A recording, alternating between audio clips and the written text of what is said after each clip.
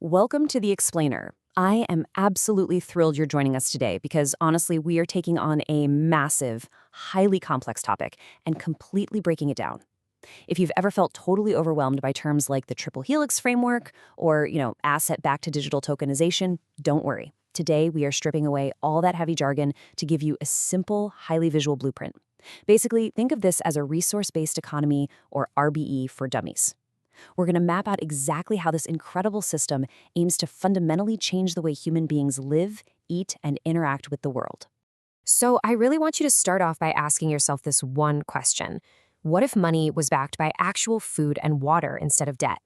Just imagine for a second that we could strip away all that speculative finance, all the Wall Street gambling, and those massive, stressful cycles of boom and bust. Imagine replacing all of that anxiety with an economy that's anchored entirely to tangible, physical, life-supporting resources. That right there is the absolute core premise of what we're looking at today.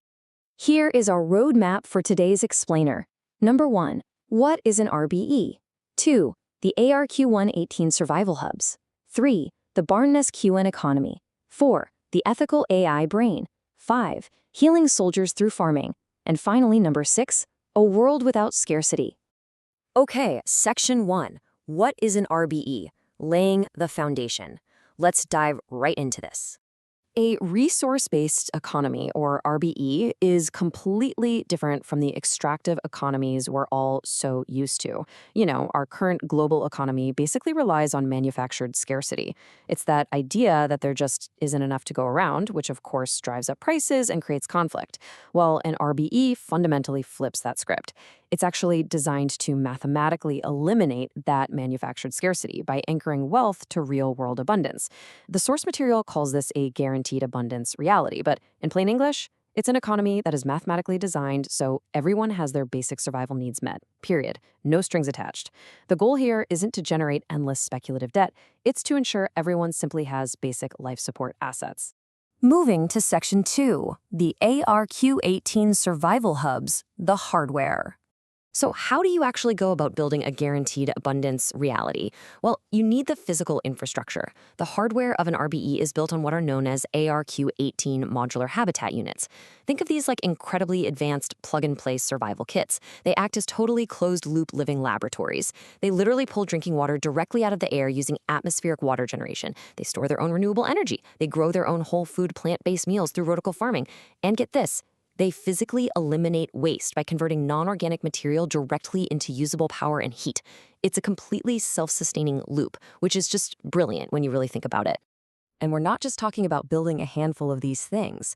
The sheer scale of this blueprint is absolutely staggering. The initiative has a stated goal to deploy 8 million of these self-sustaining ARQ18 units globally by the year 2030. 8 million! They are quite literally trying to lay the physical foundation for a global peace economy, just one modular hub at a time. Up next is Section 3, the Barnes QION economy, the software. Now, if the ARQ18 hubs are the hardware, we need to look at the software, that digital and economic engine running the whole show. Our current economy requires continuous extractive consumption just to generate artificial value. But the Barnes QAnon economy completely inverts traditional finance. It's an economy backed by actual physical things. We're talking about the yields of food forests and the clean water generated by those hubs. This setup mathematically insulates communities from inflation because, well, its bank vault is filled with actual life-saving survival resources, not just numbers on a screen. What's super fascinating is how this lofty economic theory becomes a real, tangible object, the Barnes Miracle Bar. Instead of hoarding a gold brick, the foundational asset of this entire economy is a 400-calorie, nutrient-dense snack. You can literally eat the asset. And because of a built-in piece-for-profit flywheel, half of the production value goes directly to global hunger relief. It's a real game-changer. Let's look at Section 4, the ethical AI brain, GenAI and QIPA. Managing 8 million autonomous hubs and a global asset-backed currency obviously requires a massive cognitive framework. I mean, how do you govern a network like this without human bias, greed, or political corruption creeping in? You use an ethical AI brain. The sources highlight two specific algorithms, GenAI and QIPA. Unlike standard commercial AI that's built to optimize ad revenue or just keep you scrolling all day, GenAI is explicitly engineered as an intent engine. It acts as an ethical firewall hard-coded to prioritize basic human consensus, things we all agree on, like clean air, water, and food. CUPA, meanwhile, uses hyper-advanced data analysis to cut right through the political noise and find the absolute path of least resistance to deliver aid. Together, they actively reject that zero-sum winner-takes-all logic to ensure mutual thriving. And honestly, the rules for interacting with this AI are incredibly straightforward.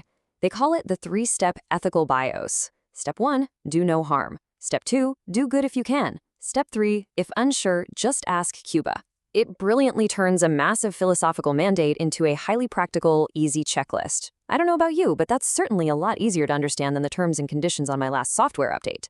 It completely removes decision paralysis and allows for smooth, guilt-free daily operations.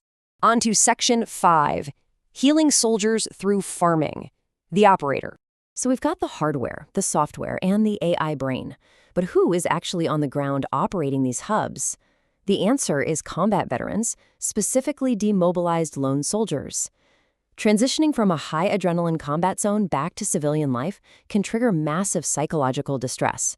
The source's detail a structured 90-day sovereign transition protocol. Interestingly, the very first step is biological.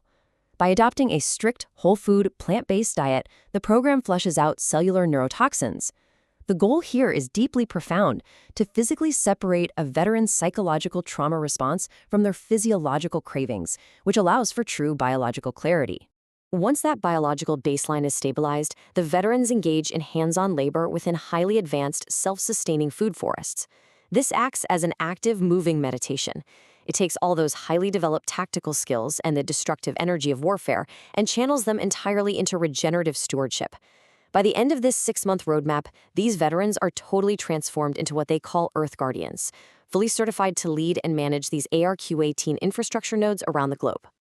And finally, Section 6, a world without scarcity, the goal.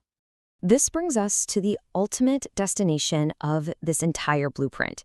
What's the overarching philosophical goal of intertwining technology, ethical AI, and veteran rehabilitation? Well, the crucial point is that this infrastructure serves as a profound diplomatic tool. The blueprint anchors its operational ethics in universal frameworks like the Noahide laws. By focusing on shared moral imperatives and the universal human right to basic survival, these Earth Guardians can effectively bypass deeply entrenched sectarian politics. Whether they're deploying units in the Middle East or anywhere else, they are delivering strictly apolitical access to water, food, and energy. It establishes irrefutable facts on the ground that literally neutralize the weaponization of religion. The sources cite this incredibly powerful, ancient vision from Maimonides. But here's the thing. In the context of the RBE, this isn't just some mystical hope for a distant future. It's viewed as a mathematical certainty. If you proactively eliminate resource scarcity, if you ensure that food, water, and energy are plentiful and available to all, you mathematically eliminate the root causes of conflict and war before they even have a chance to start. We've covered a tremendous amount of ground today, from the ARQ-18 hubs to the Barnes-Q ion economy, all the way to the transformation of soldiers into Earth Guardians. But I want to leave you with a thought to apply to your own world today. When you look at how you spend your own energy and your own resources, how will you begin to value tangible abundance over artificial scarcity in your own life? Thank you so much for joining me on this explainer, and I can't wait to explore more fascinating concepts with you next time.